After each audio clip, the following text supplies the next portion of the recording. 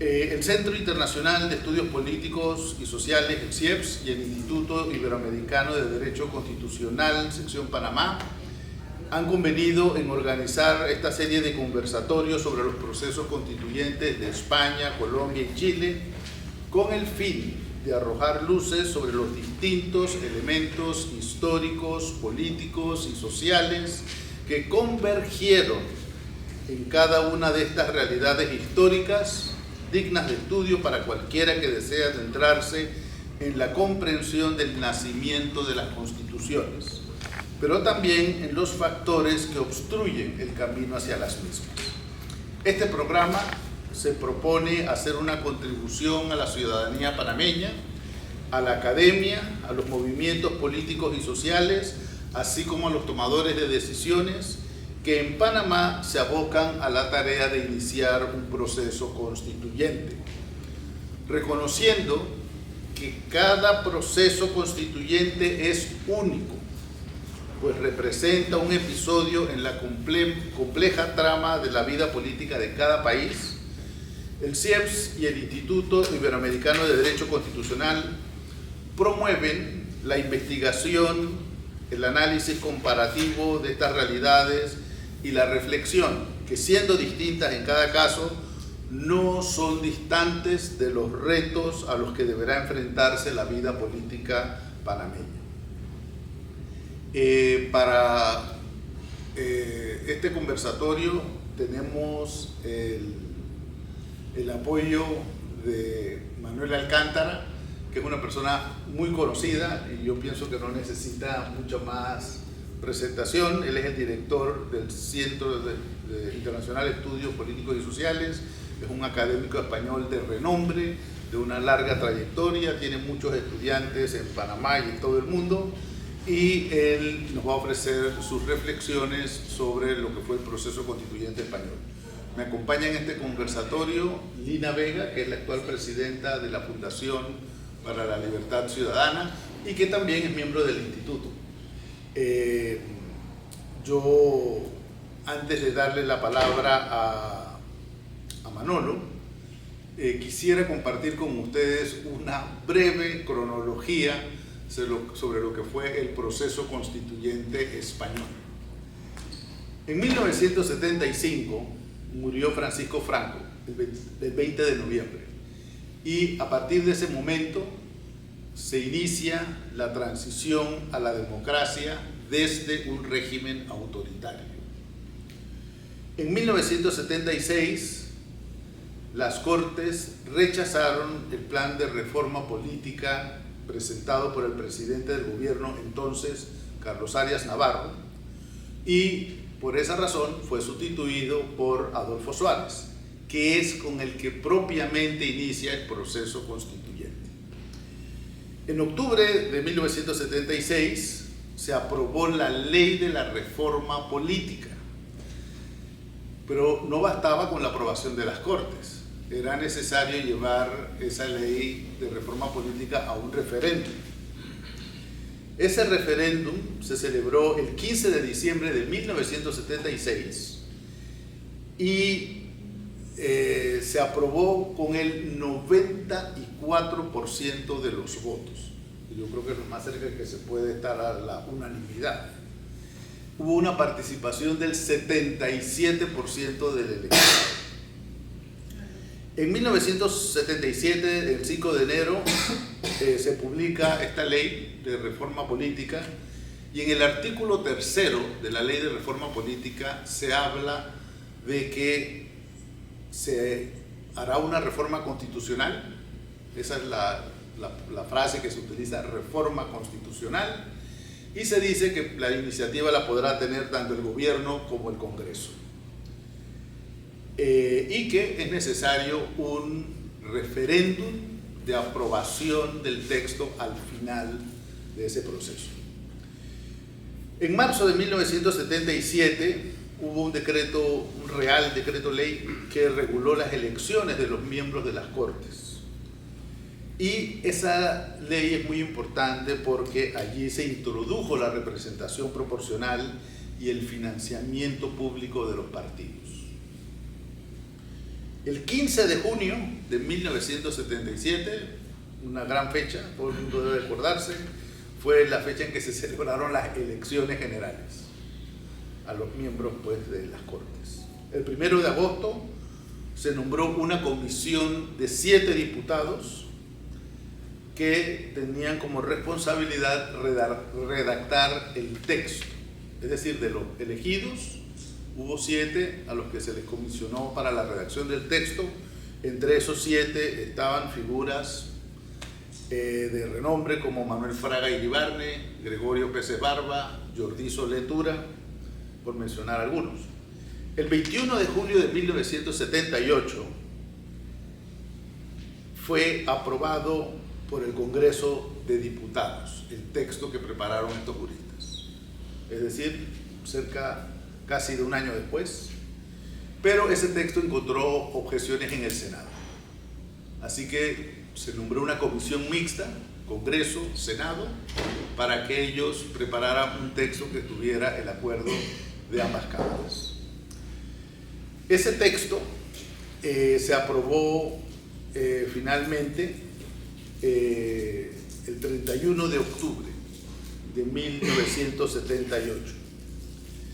Así que al aprobarse por ambas cámaras el texto, el siguiente paso era el referéndum.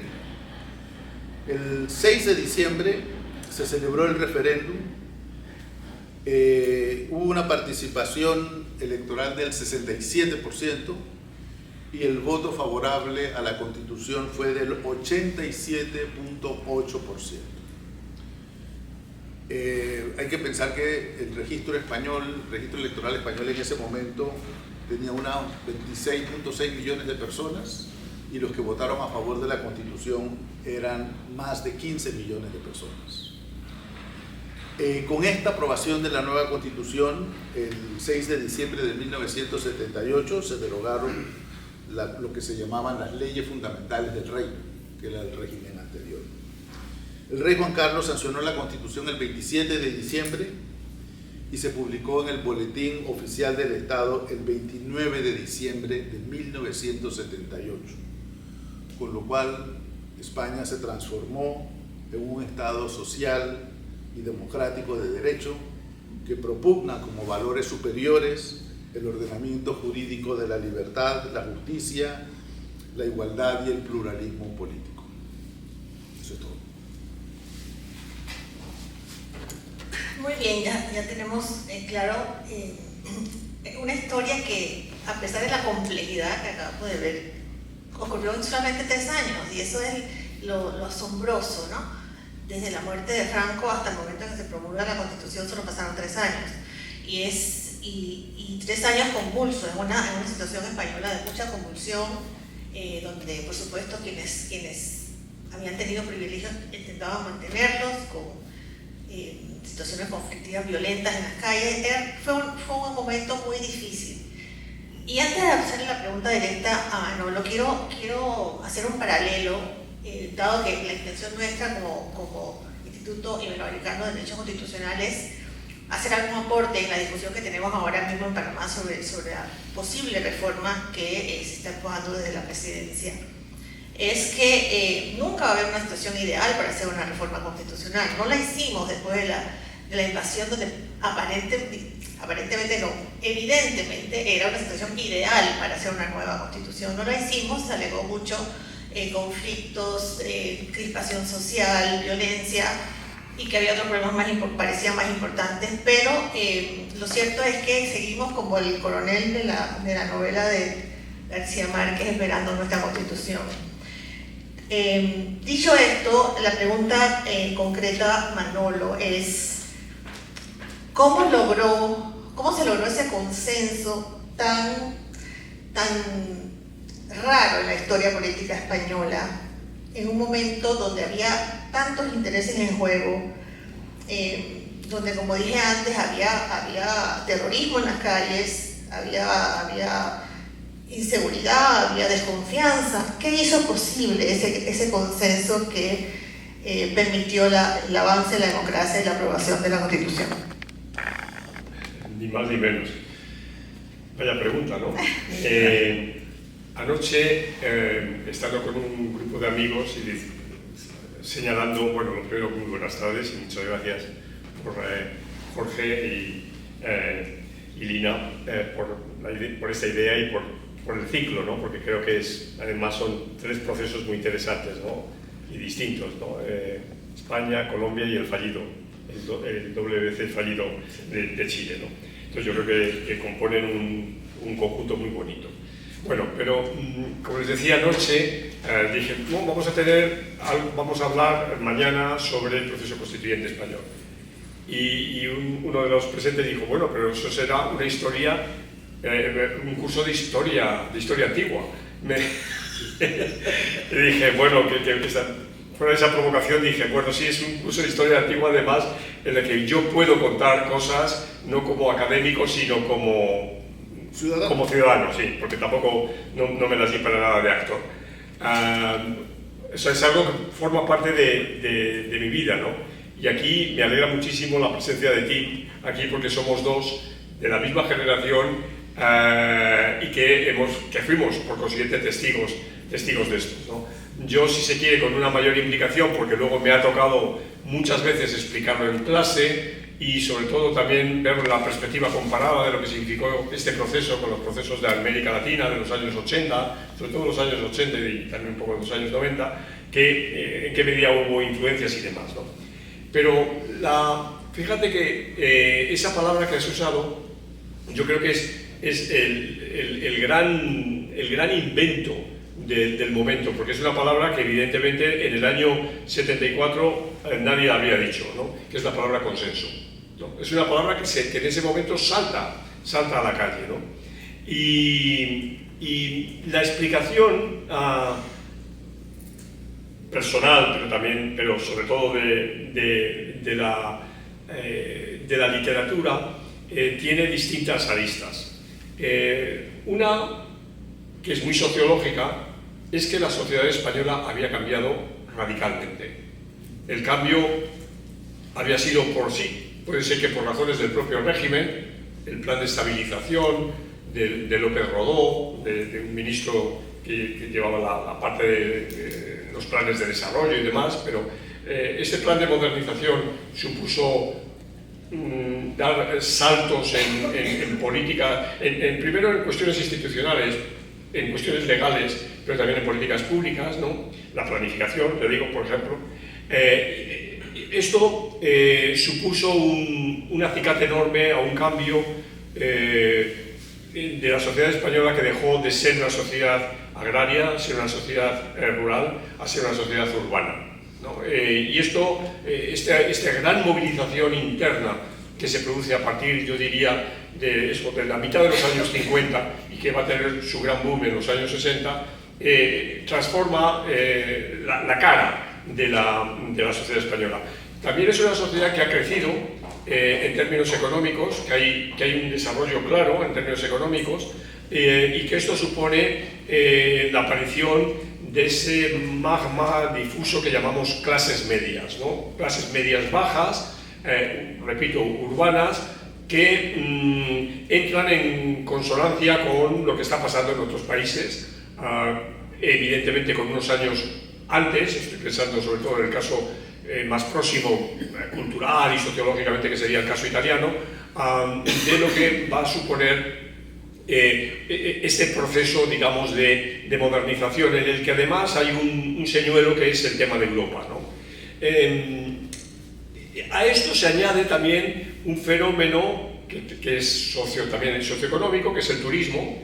España se convierte en una gran meca turística a principios de los años 60, y ya se sobrepasan los 10 millones de turistas, y esto supone también remesas, pero también supone ese mito de las suecas, por ejemplo, en el imaginario ibérico, ¿no? Es decir, el estereotipo de la mujer nórdica liberada, etcétera, que espabila, diríamos, al macho ibérico, ¿no? Y que supone, ya digo, un cambio en la cultura popular, ¿no? Y que esto se traduce pues también en la apertura vía la música. Luego hablaré de esto, pero yo que sé, pues es la época de los Beatles, la época de los Rolling Stones, etcétera, que se quiera o no empata a la sociedad española con la sociedad europea, ¿no?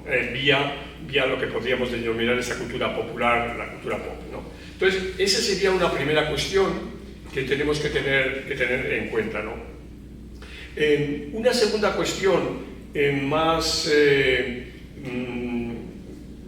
más política, pero de fuera, tiene que ver con los cambios que se están produciendo en el mundo y que van llegando en oleadas al panorama español. Y ahí es muy claro lo que acontece en Portugal, ¿no? De nuevo, también España siempre mira al vecino con una falta de respeto y con una visión de superioridad, ¿no? A Portugal, pero claro, Portugal va a dar una lección con la Revolución de los Claveles en abril del año 74 como una salida que es posible y demás, ¿no? Antes había sido la transición griega, pero la transición griega es menos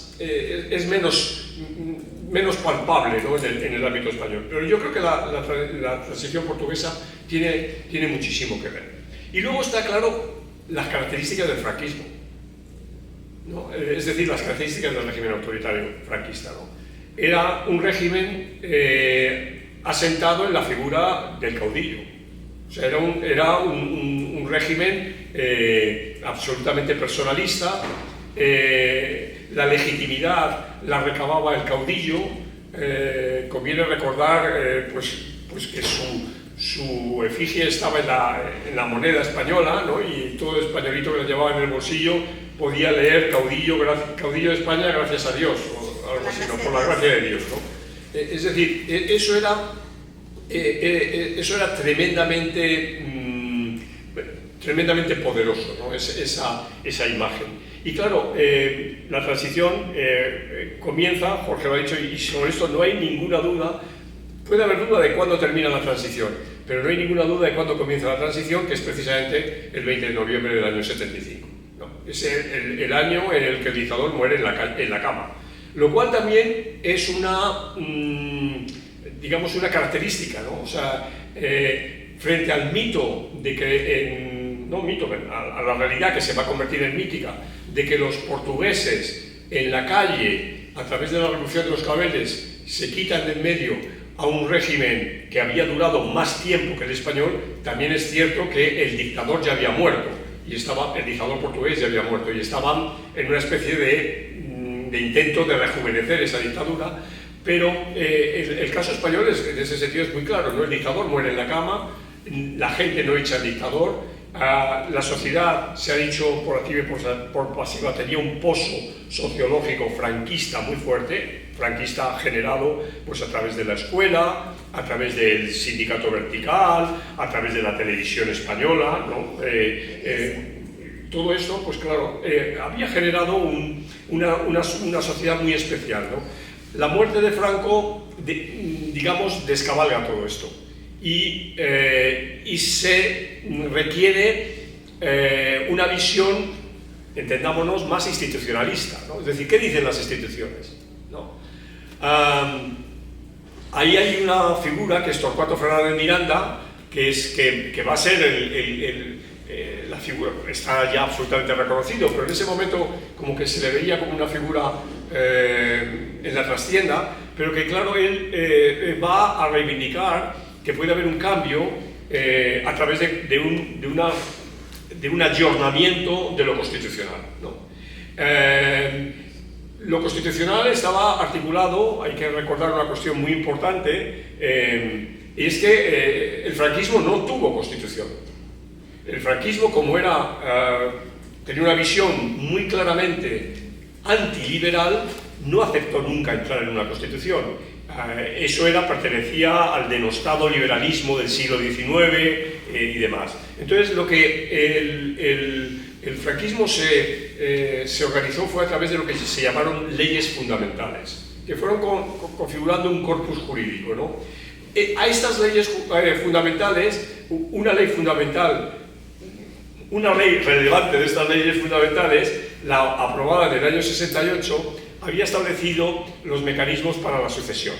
Claro, ya en el año 68 Es decir, estamos hablando 7 años antes de la muerte de Franco, Franco ya es un anciano, y se dice, bueno, ¿cómo vamos a dar continuidad al franquismo, ¿no? Al franquismo sin Franco, ¿no? Y la fórmula era complicada, ¿no? Porque por un lado era, bueno, ¿cuál es la legitimidad anterior al franquismo? La República. Pero la República era el modelo odiado, o sea, el modelo satanizado durante 40 años. Lo contrario, entonces, era que la monarquía. Pero claro, la monarquía, el franquismo no había para nada aceptado la monarquía. Y el franquismo, en su esencia, el franquismo falangista y demás, era fuertemente antimonárquico, ¿no? Por consiguiente, esa monarquía cuya legitimidad estaba en el hijo, en uno de los hijos de Alfonso XIII, que era don Juan de Borbón, era inaceptable para el franquismo, porque eso era una continuidad inaceptable. Entonces, la solución que se va a dar en el franquismo y en este caso concreto, en esta ley del año 68, es dar un salto dinástico en la figura del hijo de don Juan, que es el príncipe en ese momento, Juan Carlos, ¿no? Alguien al que el franquismo se había aproximado desde siempre, le había, no sé si la palabra correcta es seducido, le había introducido en las academias militares del franquismo. Por consiguiente, se suponía que este príncipe Juan Carlos tenía compañeros de armas en las 3 armas, porque había pasado por las 3 academias respectivas. Entonces y además era una figura que vivía en España, ¿no? El padre seguía viviendo en el exilio en Lisboa. Entonces, esa ley del año 68 es fundamental porque introduce este factor raro, porque es la perpetuación del régimen a través de la monarquía de los Borbones, es una especie de transacción con sectores tradicionalistas, con sectores conservadores, que piensan que está asegurada la herencia del franquismo a través del rey Juan Carlos, ¿no? Pero eso no fue lo que pasó. Claro, no fue lo que pasó porque claro, hay más actores, ¿no? Por ejemplo, están los militares, ¿no? El franquismo era un régimen militar. Franco había logrado, de manera muy hábil, hacerse con el control del golpe de Estado al poco tiempo. Recordemos, el golpe de Estado es el 18 de julio del 36 y Franco logra que le nombren generalísimo en jefe el 1 de octubre. Es decir, estamos hablando realmente 2 meses y 2 semanas. En 2 meses y 2 semanas, la suerte, hay algunos generales de mucho más prestigio que él que han muerto por distintos avatares, pero también su capacidad de maniobrar entre los distintos generales logra que le depositen el control del ejército y la jefatura indiscutible, ¿no? Entonces, así se está estableciendo una dictadura con características personales, pero con un elemento militar muy fuerte. Es decir, el brazo armado de Franco no es el partido político que está en el golpe, es decir, Falange Española o los tradicionalistas, ni siquiera lo que luego se construirá, que es el famoso Movimiento Nacional, que es el partido único que va a estar presente en el franquismo durante todo ese tiempo. Franco no se va a sentir nunca cómodo ahí. Franco, donde se siente cómodo es entre sus compañeros de armas. Entonces el ejército es un instrumento absolutamente fundamental. Pero claro, el ejército también se va renovando, ¿no? Es decir, van pasando generales al retiro y otros van entrando. Y el ejército, esto es algo también muy importante, que a veces no tenemos en cuenta, justo en el mes de noviembre del año 75 sufre una de las derrotas más vergonzantes que puede haber tenido en la historia, y es el famoso conflicto del Sáhara, ¿no? Hassan II, el rey de Marruecos, ha organizado una gran marcha, que la van a llamar la Marcha Verde, que consiste en una movilización popular, rara si se quiere, pero que llegue hasta la valla de la frontera española con el Sáhara, para impulsar esa valla y entrar en el Sáhara de manera pacífica. Claro, esto es un reto para un Estado que reclamaba el Sáhara, se llamaba Sáhara español, las posesiones en África de los últimos retazos del colonialismo español, y que esto va a traer consigo una crisis en la que la crisis es el abandono del ejército español del Sáhara en poco menos de 72 horas. Un abandono vergonzante, vergonzoso, etcétera, que supone una lacra para un ejército español que se va a ver debilitado enormemente por esta circunstancia. También hay que señalar que, claro, había una movilización en la calle, tímida, nada heroica, no hay que plantear ninguna gran movilización, pero que acompaña a estos procesos de movilización, ¿no? Yo planteaba también cómo es interesante ver esto en la contribución de la música, y del cine, ¿no?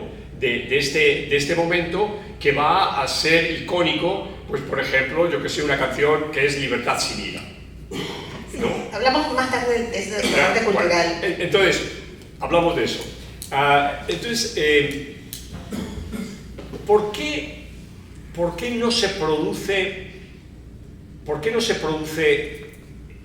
la continuidad del franquismo desde una perspectiva institucional? Bueno, tú lo has dicho, pero o yo te he entendido mal o no lo has dicho claramente. La ley aprobada, la ley de reforma política, que se aprueba en diciembre del 76, correcto, con el referéndum y demás y tal y cual. Esta ley lo que dice es que la reforma constitucional estará en manos de la Asamblea del Congreso o de la Presidencia de Gobierno. Estará en manos, no que habrá que poner en marcha una reforma constitucional. O sea, en ningún momento se habla de reforma constitucional, nunca. Sí se habla, quiero decir, se habla en los mentideros, se habla en seminarios y tal, pero en el discurso político, en el discurso oficial, no hay para nada reforma constitucional que valga. Lo que sí hay es elecciones generales. La ley se ha promulgado en enero y hay elecciones generales que, bueno, que el régimen quiere dilatarlas. Arias Navarro es un hombre incapaz de llevar a cabo eso, generacionalmente, por su manera de ver las cosas, y también por algo en la trastienda, y es que no tiene ninguna sintonía con el rey. No tiene una sintonía, en primer lugar, generacional. Es un hombre, si no recuerdo mal, 30 años mayor que Juan Carlos, y donde no hay ningún tipo de empatía. Y es diferente con Adolfo Suárez. Claro. Adolfo Suárez había sido director general de la Televisión Española, era un hombre por consiguiente conocido, que da un salto a un ministerio como consecuencia de que el ministro muere en un accidente de tráfico, y entonces él es ascendido a la Secretaría General, ministro secretario general del movimiento, y entonces ese es el trampolín para que cuando fracasa estos intentos de poner en marcha la ley de reforma política, el rey le nombre presidente de gobierno. Al nombrar al presidente de gobierno, estamos hablando ya a mediados del año 76, Suárez tiene una capacidad de maniobrar, y eso es ahí es lo de siempre hablamos, ¿no? La personalidad, la figura del político, etcétera, tiene una capacidad muy fuerte de empezar a articular alianzas con sectores de la oposición. Pero el momento más duro, tiene varios momentos duros, pero el momento políticamente más duro de Suárez tiene que ver con la legalización del Partido Comunista. Que eso es en la Semana Santa del año 77. Las elecciones ya estaban convocadas, pero todavía los plazos no habían empezado a correr, se sabía que iba a haber elecciones en junio, pero el Partido Comunista estaba ilegalizado. Y por consiguiente el Partido Comunista no podía participar. Pero la legalización del Partido Comunista, repito, se lleva a cabo en la Semana Santa, cuando la gente está de vacaciones, etc. Es exactamente un Viernes Santo por la noche, se publica en el Boletín Oficial del Estado el Sábado Santo y el Partido Comunista puede correr de las elecciones. Y Pero, eso... Manolo, una pregunta. Sí. Tiene el tema del consenso, pero el Partido Comunista, o dicho de otra manera, Carrillo, decidió aceptar las condiciones que le puso Suárez para la legalización. Y eso me lleva al tema del consenso. Todo el mundo bajó sus intereses en vistas de un objetivo común superior. Sí, ciertamente. Carrillo, lo simbólico es aceptar una invitación de Fraga Iribarne en el Club Siglo XXI para dar una conferencia con la bandera española, con la bandera monárquica, digamos, no la bandera republicana, que era la que había defendido siempre el Partido Comunista de España. O sea, es la aceptación tácita de la monarquía la que, digamos, desatora las posibles divergencias que pudiera haber desde la perspectiva de la izquierda más radical y más sólida, Manolo, que era el Partido Comunista. Manolo, hay algo acerca de estos procesos de cambio constitucional que yo digo que España no tenía ninguna preparación. En América Latina, cuando nosotros vemos los procesos de cambio constitucional, ya sea reforma o sustitución de la Constitución, pues hay docenas. Solamente la República de Panamá habla de 4 constituciones y las personas que participan en un proceso tienen la memoria de lo que había ocurrido en el proceso anterior. Panamá tuvo una convención constitucional en 1904, tuvo una convención constituyente en 1945 y todavía en el 72 hay personas que recuerdan esto y aquello. Lo particular de España es que España no ha tenido ningún proceso parecido en los 150 años previos. No, hombre, el proceso de la Segunda República sí fue un proceso, diríamos, clásico, ¿no? En el sentido al que estás refiriéndote. Pero piensa que era un proceso constituyente como lo vemos hoy. Bueno, era un proceso constituyente, pues yo te diría que podríamos parangonarlo al de la Cuarta República Francesa sin ningún problema, ¿no? ¿Y era un modelo para los españoles en 1977? Vamos a ver, no era un modelo porque era el modelo republicano. Exacto. Entonces era una cosa muy simbólica.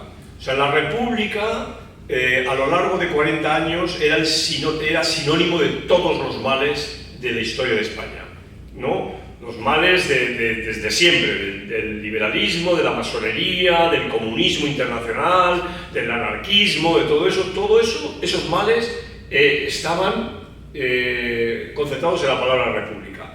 Entonces, claro, por eso, una de las salidas que se planteaba,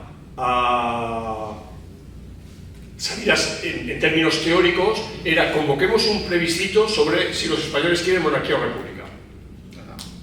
Y claro, eso habría sido mi maestro y gran amigo Juan Linz siempre defendió que no se debía dar ese plebiscito. Y él era un hombre, digamos, con credenciales demócratas y, por supuesto, bueno, ¿qué voy a decir de él?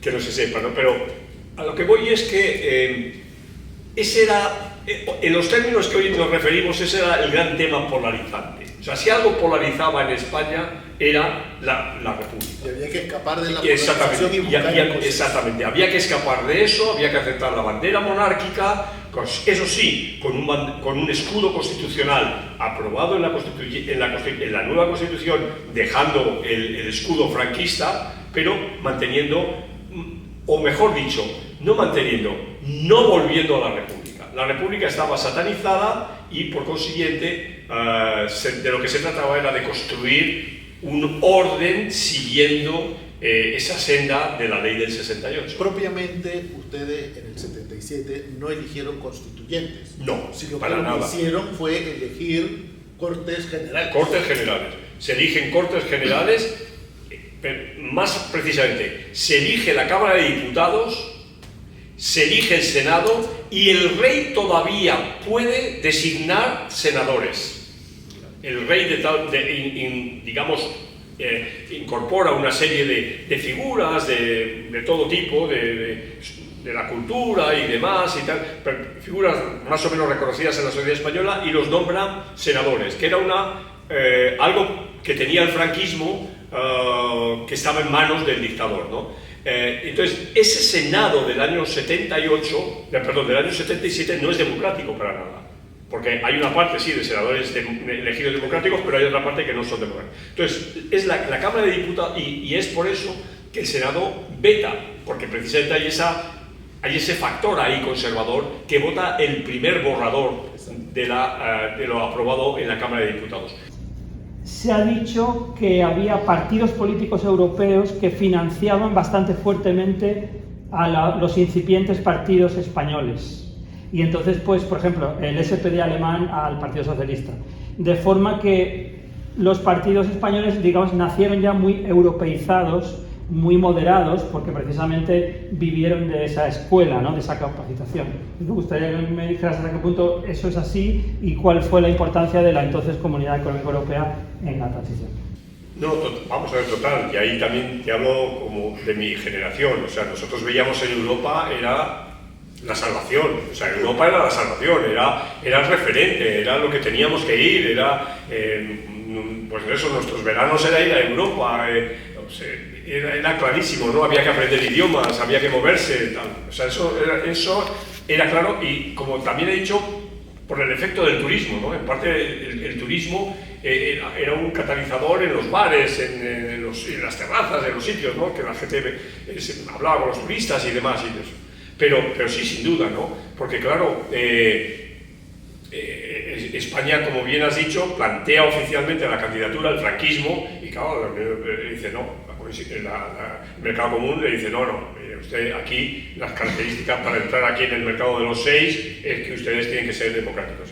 Entonces eso fue una bofetada al régimen, pero claro, también un canto de ánimo a la democratización, que en ese sentido también fue un poco traumático porque el proceso español de transición piensa que nada más que hemos hecho la transición ya vamos a entrar en la Unión Europea y tardamos 7 años, ¿no? Y eso era poco explicable porque se hablaba que si había un veto francés, etc., ¿no? Y la otra parte sí, es evidente, mira, o sea, quien hace a Felipe González es Willy Brandt, así de claro. O sea, porque Willy Brandt decide poner el dinero a Felipe González y no a Tierno Galván. Porque Tierno Galván era el gran catedrático de Derecho Político, era la gran figura, era el intelectual y tal, pero claro, era un hombre de 65 años, mientras que Felipe era un hombre de 40 años. Y Willy Brandt dice, no, apuesta hay que apostar a Felipe y hay que apoyar a esta rama del partido, del mundo del socialismo, ¿no? Y ese empujón es el que le pega el gran aventón para que las elecciones del año 77 sea claramente la principal fuerza de la izquierda. Y eso define todo eso. Pero claro, la historia no es siempre así. Es decir, la historia no siempre sopla en las mismas direcciones, porque la democracia cristiana alemana hizo lo mismo con Ruiz Jiménez. Y Ruiz Jiménez pues era un tipo con muy poco carisma. Y entonces Ruiz Jiménez, que se pensaba que iba a ser el alter ego de Felipe en las elecciones del 77, pues saca el 4% de los votos. Porque se equivocaron de líder, ¿no? También estaba José María Gil Robles, el hijo del político de la República, y tal, y eran muy malos como políticos. Entonces, ahí la pata demócrata cristiana, que era importante en Italia, que era importante en Alemania, en Bélgica, en Holanda y tal, en España no pega. Otra pregunta de Ricardo. De Salvador Puig Antich. Salvador Puig Antich era un anarquista catalán. En Cataluña por lo menos se vivió como un martirio. Y eso fue un detonante muy importante del movimiento, sobre todo entre la clase universitaria joven, el asesinato de Salvador Puig Antich. Para que lo situemos cronológicamente, el asesinato, el atentado contra Carrero Blanco era el delfín, era lo que había la figura del presidente de gobierno, ¿no? Es lo que sería el segundo, ¿no?, del régimen, el asesinado en diciembre del año 73, ¿no? Y el asesinato, el fusilamiento de Puig Antich y otros se da en septiembre del año 75, ¿no? Que hay además hay una enorme protesta internacional y que el régimen contesta con la última gran llamada a llenar la Plaza de Oriente en Madrid en el último acto público de Franco, que es, si no recuerdo mal, es el 1 de octubre del 75, ¿no? Pero eso ya... Sí, claro, unas semanas antes de hospitalizarle y de empezar todo el proceso de... No, yo totalmente de acuerdo que esos dos elementos también hay que añadirlos a esto, sí. Ricardo. Sí, doctor. Yo quisiera comprender, frente a esta necesidad de consenso que existía, ¿cuáles fueron las posibles reformas necesarias que fueron sacrificadas en pos de este consenso? O sea, ¿qué reformas debieron estar dentro de este texto que no estuvieron ni discutidas, justamente priorizando el tema del consenso? Bueno, ya hemos hablado de la República, ¿no? Esa es la primera. La otra es la obsesión por la unidad de España, ¿no? Entonces, la obsesión por la unidad de España hace que no se afronte de una manera mucho más, yo diría, más racional y más clara el tema del federalismo en España, ¿no? Que España en el fondo es un régimen federal. O sea, en algunas cosas el sistema español es más federal que muchos regímenes federales, pero esa palabra también es una mala palabra, ¿no? en España, que viene de la Primera República, ¿no?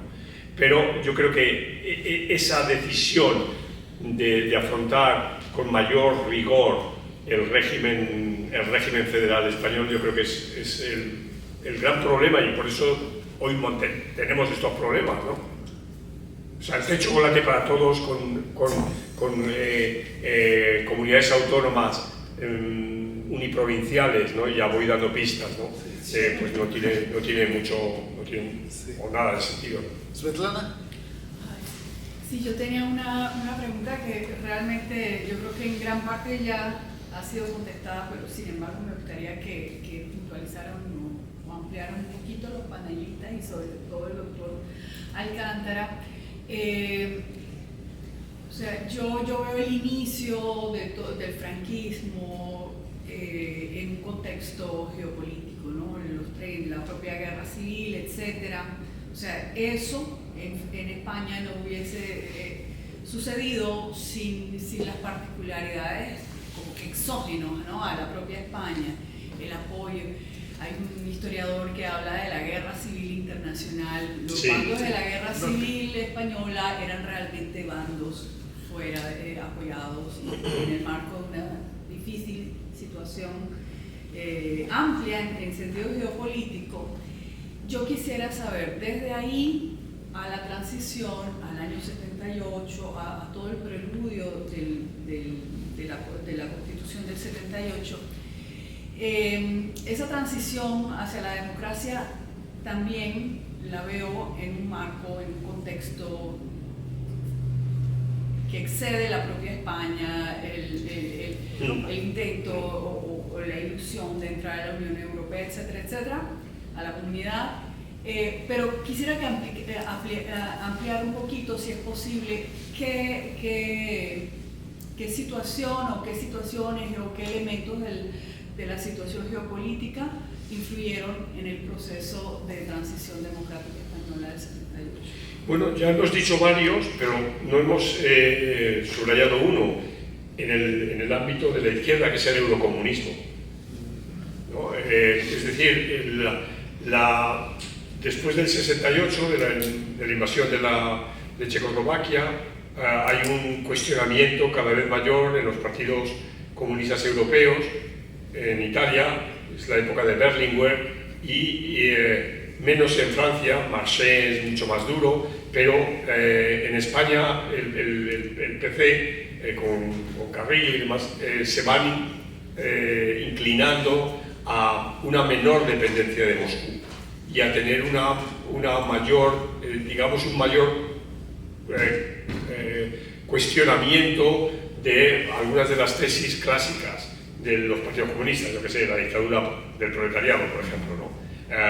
Aceptar el pluralismo, aceptar digamos una democracia representativa en la que pueda haber alianzas y demás, ¿no?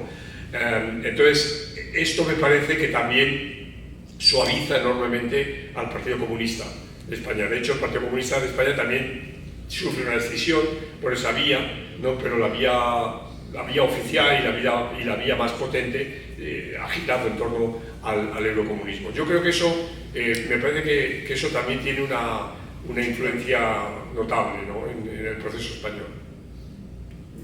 ¿Alguna otra pregunta? Sí. Sí, bueno, gracias Manolo, Jorge y Dina. No, iba la pregunta un poquito por ahí respecto al equilibrio de fuerzas en la izquierda española, ¿no? Y que creo que a su vez también influye en el carácter del proceso constituyente, porque he visto desde lejos uno puede intuir que la gran fuerza de la oposición era el Partido Comunista, ¿no? Y que por lo tanto, con la llegada de la democracia y de las elecciones democráticas, pues posiblemente era el Partido Comunista quien se iba a beneficiar del caudal de votos antifranquistas. Así es. También los crímenes de Atocha, la anonización que hubo después de los crímenes de Atocha, etc., ¿no? Y sin embargo se produce un escenario aparentemente inesperado desde fuera, que es que el Partido Socialista, que había estado mucho más silenciado durante la dictadura, se convierte en fuerza hegemónica de la oposición.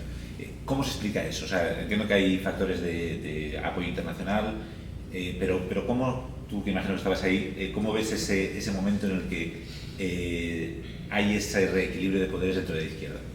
Bueno, y esto es una anécdota personal, ¿no? Yo no conocía a nadie del Partido Socialista, a nadie. La gente era del Partido Comunista. Pues sí, exacto. Pero del Partido Socialista yo no conocía a nadie. Entonces, decir que el Partido Socialista, ese Partido Socialista Obrero Español, es una creación de la socialdemocracia alemana, pues sería una tesis muy facilona, sí. Pero evidentemente tuvo un músculo muy fuerte, pero no solo de la izquierda de la socialdemocracia alemana, también del señor Carlos Sánchez Pérez, de Venezuela. O sea, Carlos Sánchez Pérez tuvo una gran relación con Felipe y le dio dinero. O sea, había dinero de Acción Democrática en el Partido Socialista Español. Entonces, claro, para una situación en la que por primera vez un país votaba en unas elecciones en las que había por primera vez, por consiguiente, una publicidad electoral, una propaganda electoral, había los debates, había tal, todo aquello era nuevo y claro, quien tuviera recursos no solo de dinero, sino también de recursos técnicos y demás, pues llevaba algo ganado, ¿no? El partido del gobierno, que va a construir el gobierno, es un partido la UCD es un partido que se construye desde arriba. Todos los gobernadores civiles de todas las provincias de España son delegados de ese partido.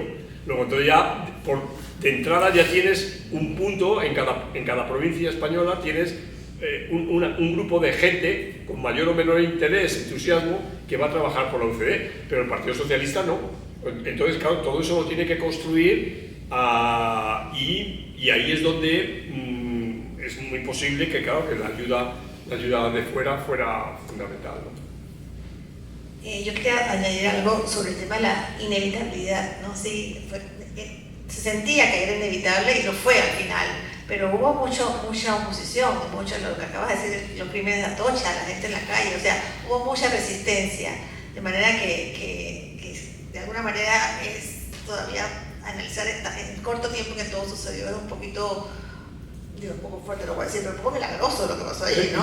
Sí, yo voy a citar algo que me gustó mucho, me parece que lo recoge. La transición no tuvo partitura, se fue haciendo, aquilatando los deseos, los peligros, los obstáculos, en un ambiente en el que no se sabía si las cosas se descarrilarían. O sea, hasta el último minuto no se sabía qué iba a pasar, de manera que... Sí, eso también es claro, ¿no? La incertidumbre... porque claro, mirar todas las cosas cuando ya han pasado es fácil decir, bueno, esto se preveía, que esto tenía que ser así, pero la verdad es que, claro, no hemos hablado de lo que supuso la jornada de Atocha, ¿no? Cuando estos abogados laboralistas fueron asesinados, bueno, eso era un tema terrible, ¿no? Porque claro, la gente decía, bueno, ¿y los militares qué van a hacer, no? Y la gente miraba los cuarteles, pero por eso todo eso va a ir generando un caldo de cultivo que estallará el 23F. ¿No? O sea, todo eso, esas digamos, cosas reprimidas, estallarán el 23 de febrero, pero ya es demasiado tarde. O sea, mi pregunta es, ¿qué habría sido de todo esto si el 23 de febrero del 81 hubiera sido el 23 de febrero del 78? Porque ya en el 81 ya parecía que ya eso sí que sonaba ridículo, sí, sonaba lo de Tejero allí y tal, o sea, era una cosa... Sí. ¿Creen que hay consenso en el proceso de la redacción de una nueva constitución aquí en Panamá? Es una pregunta. Bueno, ustedes, para mí. Bueno, no, yo diría que no. Ni siquiera entre los constitucionalistas estamos claros de decir lo que tenemos en la Constitución del 72, simbólicamente, ahí me meto yo pienso que sí, es muy distinta a la original, lo que tenemos hoy, pero simbólicamente es la Constitución de los militares. Desde mi punto de vista, Jorge tiene una posición completamente distinta a la mía, él cree que es una constitución, él considera que es una cuestión distinta. No sé, los procesos constituyentes deben tener algún tipo de pasión en la gente, en la cultura. Yo no me parece que estamos viviendo una situación así, a pesar de que no me parece mal este proceso de evangelización. ¿Cómo es? No, yo iba a decir evangelización. Alfabetización constitucional. Eso me parece correcto, la gente tiene que saber de qué estamos hablando, pero no siento que es algo que le preocupa al ciudadano común en estos días. Así que desde el punto de vista no. ¿Tú tienes que ver? Sí, bueno, en efecto, yo tengo una mirada diferente del problema, porque básicamente los militares en 1978, cuando se hizo la primera reforma a la Constitución, le añadieron al título Constitución de 1972 una especie de estribillo que decía reformada por acto constitucional de 1978, y se comentaba que era un título un poco largo, una constitución como un título un poco largo porque tenía ese estribillo. En 1983, en términos del régimen, la constitución del régimen, el régimen fue descabezado. El centro de ese régimen, que era la Asamblea Nacional de Representantes de Corregimiento, desapareció. Se volvió al régimen de representación proporcional anterior a los militares, anterior al 68. Se eliminó de la Constitución la idea de que los órganos del Estado actúan en armónica colaboración con la fuerza pública, que eso decía la Constitución del 72. Y hay una gran cantidad de cosas, que son cosas también quizás pequeñas, que estaban en el texto de la Constitución y desaparecieron.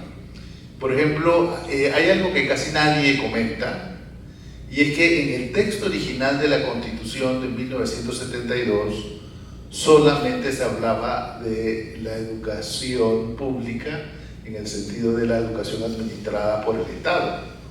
No se reconocía a nivel constitucional centros de educación particular.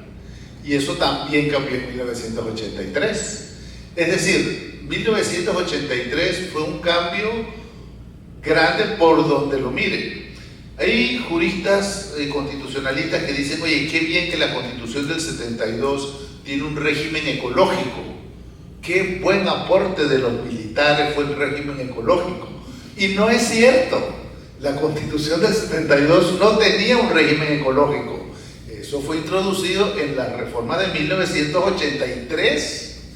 Así que yo insisto que si nos vamos a qué es una constitución, la Constitución de 1983 es una constitución diferente de la del 72, pero los militares tenían que asegurar su hegemonía dentro de ese proceso. ¿Y cómo lo hicieron?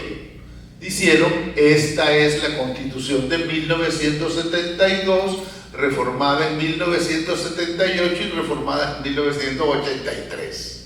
Y entonces quedó la Constitución como un título largo, que comienza con Constitución de 1972 y un estribillo de 2 líneas. Que ese estribillo de 2 líneas a mí siempre, cuando estábamos en la facultad, me parecía materia de chiste, porque evidentemente no había ninguna constitución en América Latina con ese estribillo, ninguna. El único caso es el caso de Panamá, y yo veía que la gente, por no repetir el estribillo largo, seguía diciendo Constitución de 1972, cuando evidentemente no lo era.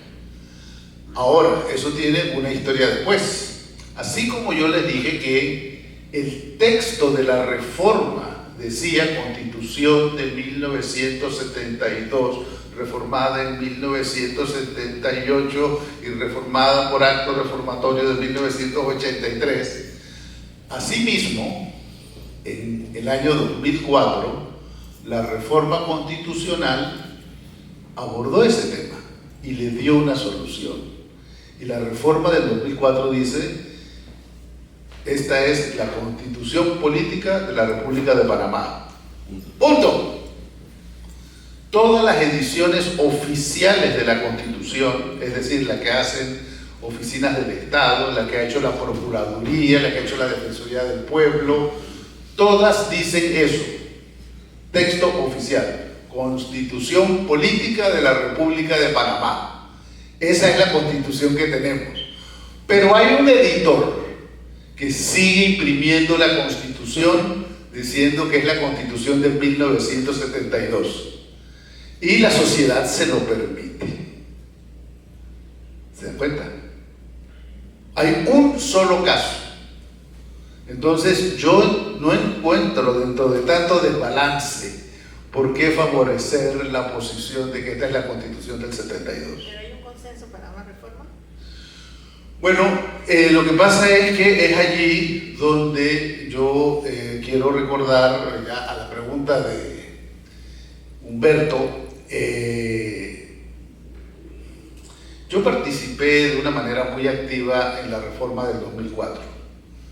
La reforma del 2004, el ambiente del país era diferente porque las organizaciones no gubernamentales se sentaban en la misma mesa con los partidos políticos y llegábamos a acuerdos y tuvimos una lista larga de acuerdos, más de 150 acuerdos de reforma. Para mí eso es consenso, eso es trabajar por el consenso. Pero no era consenso en el sentido de decir de un día para otro dijimos esto. No, fue un proceso de 2 años de trabajo. Y créanme que en esos 2 años de trabajo, yo que estaba como coordinador de la mesa, vi cosas nefastas, vi cosas horribles. Hubo un señor que se paró allí una vez en una reunión y dijo que Panamá necesitaba construir el poder popular. Y yo digo, a ver, ¿y cómo usted entiende el poder popular? Bueno, una asamblea que se va a encargar de investigar y destituir a todos los órganos del Estado. No es la asamblea legislativa, es una asamblea diferente. Y yo digo, pero eso no es un poco un régimen totalitario. Pero claro, había esas ideas. Entonces, al final, lo que quiero decirles es que muchas de las ideas fueron filtradas, discutidas, debatidas. Lo que quedó al final fue seleccionado, y eso que se seleccionó al final, que repito, son más de 150 reformas de consenso que fueron discutidas, eso fue lo que sirvió de base al documento que se preparó como reforma constitucional del 2004. Claro, nosotros pensábamos en que estábamos aportando a una nueva constitución, no a una reforma constitucional, y eso es parte del problema. También voy a decir algo porque a veces creo que se me malentiende. Yo estaba a favor de la introducción del mecanismo para convocar a una constituyente con ciertas reglas constitucionales.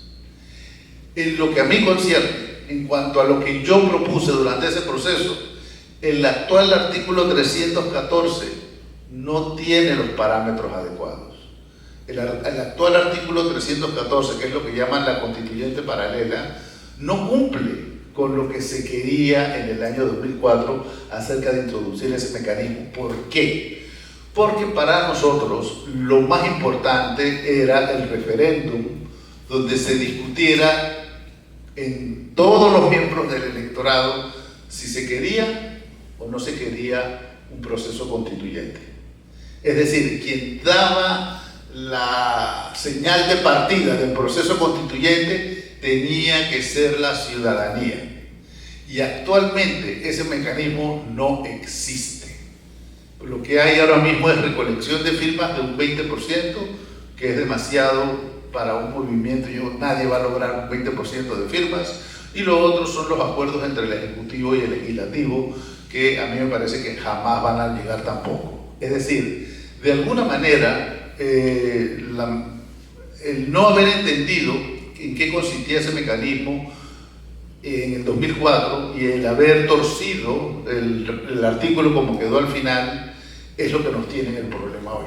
Porque en el problema que tenemos hoy pareciera que no es posible el cambio constitucional sin romper el orden constitucional.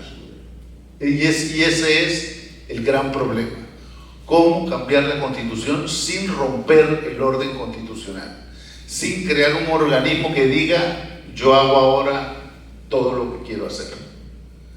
Y no solamente una nueva Constitución. Entonces hay que ver que eso sigue siendo un problema.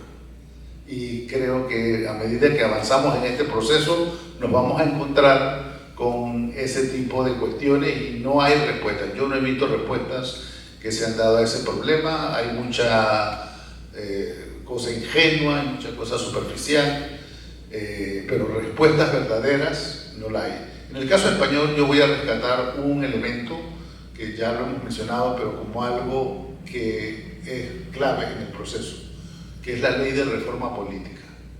Es decir, una constituyente no se hace a la huella de los cocos. Una constituyente necesita unas condiciones, necesita un cambio. Y la ley de reforma política, en el caso español, sentó las bases de ese cambio. Y entonces eso es algo que nosotros ahora mismo no tenemos. ¿Cuáles son esas estructuras en que nos vamos a apoyar para hacer ese cambio? Así que les agradezco a todos su asistencia, su presencia, su interés, y a Manolo por ese excelente conversatorio.